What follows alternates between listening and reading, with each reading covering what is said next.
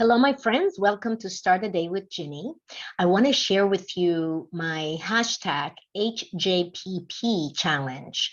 This challenge is for you and anyone who is listening to this via my podcast, my YouTube channel, my LinkedIn post, and any other social media that I use to get to my audience, to reach you and to help you gain the self-leadership that we all need to fulfill our potential. When I say this, I'm not speaking theoretically. I am not being aloof. I am not being arrogant. I'm simply sharing what I have gained and gleaned over the last 30 years in business, 52, almost 53 years around the earth, and what has really helped me become more peaceful, joyful, more purposeful, and what has helped me enjoy myself so much more in life than what I used to. So, like many of you, I used to have self-doubts, and I still do, but I used to wonder if I had what it took. I used to wonder if the future was going to be as bright as I saw it in my mind. I used to wonder what people thought about me and my performance. And I wanted to be valued, and I wanted to be of value to my work and to my workplace and to my family. I wanted to connect with people. It's one of my strengths, connectedness. I wanted to make a difference, and I didn't know exactly how to do it. And so many years ago, I remember the first time I ever went to a psychologist after having a breakup. And I realized that whatever was happening was not working.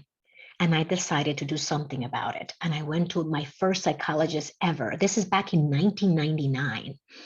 And it was one of those experiences where you didn't anticipate what was going to happen. But as you sat down, as I sat down with, I think her name was Mary, it was a very long time ago, that I felt I was able to release whatever was inside me, share without judgment what was happening. It was sitting down with my psychologist to really express what was going on with me, how I felt, and then having her ask me questions about how I was feeling and what was behind what I was feeling, that I learned for the first time in my life the value of personal development, of taking the reins of my life. And then after that, I went to the Landmark Forum. If anybody is familiar with that, it's also a weekend workshop where you really get down to uncover the stories that you tell yourself and how you have made these stories to be real. And when I say you, I mean us, make these stories to be real because they feel like they are real.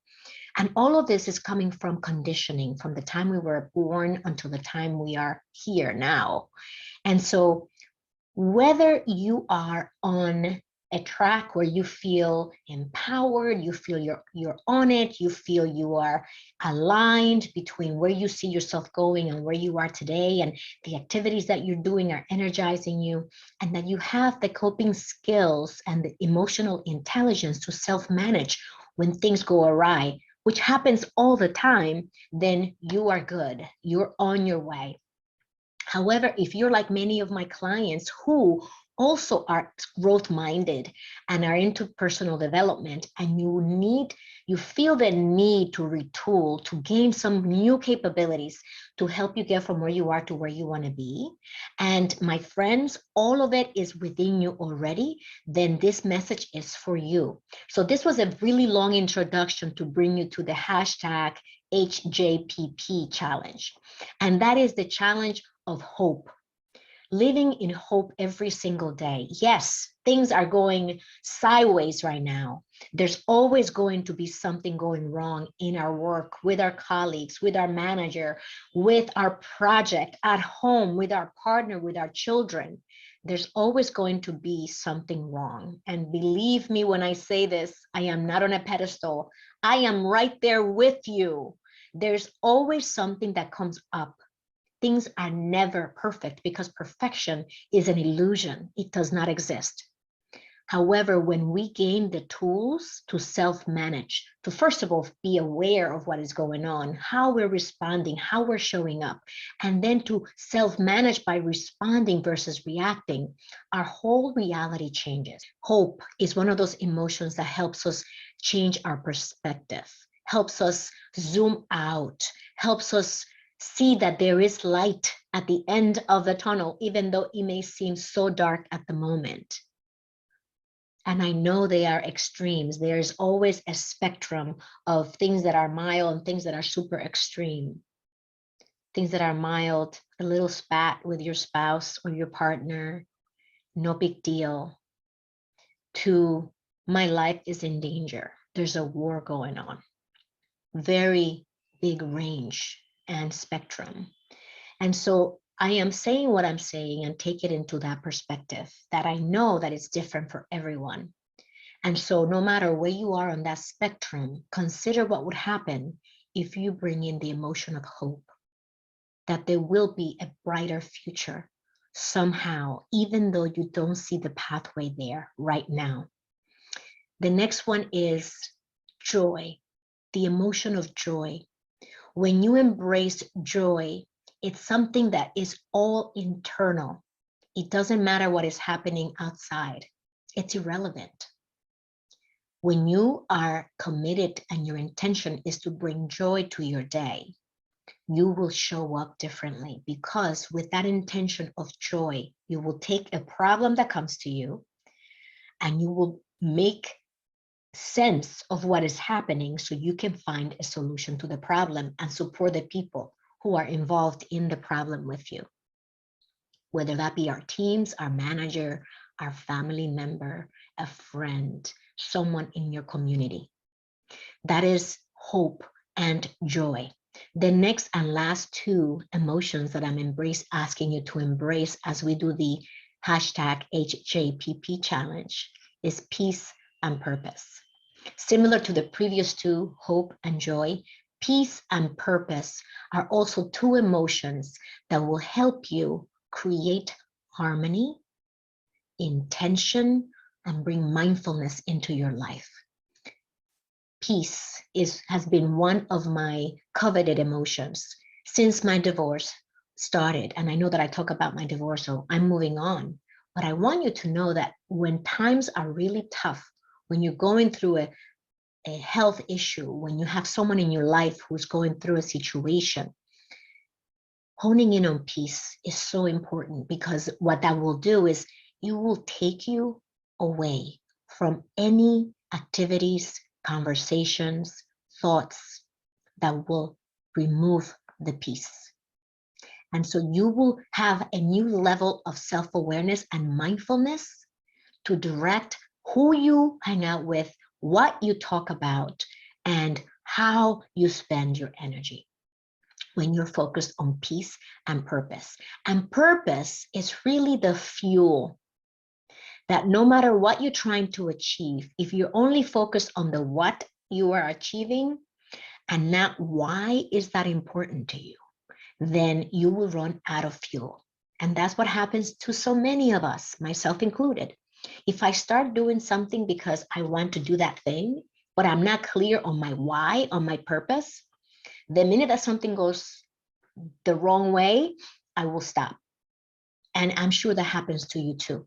So let's get clear on why it's important for you to go to the gym. Why is it important for you to finish that project? Why is it meaningful to you to be kind to your family members? Why is it meaningful to you to live in peace? And when you get clear on your purpose, that's when you get all the energy to go about doing the things that are meaningful and significant in your life. That's how you get more time, because you will deprioritize things that you were doing that will take you away from hope and joy and peace and purpose.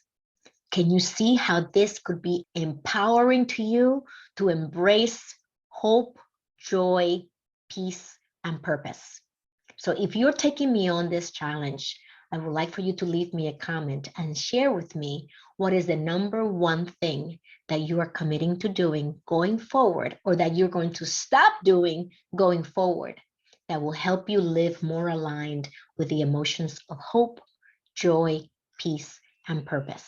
And please share this message with anyone who you believe needs to hear it, whether it's a younger person in your life, a teammate, your manager, or anyone who you believe will receive this message and use it to their advantage.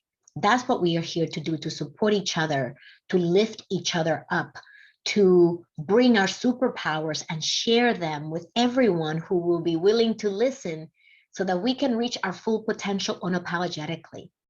What happens is we get out of our own way and we let ourselves shine for the people and humans that we are.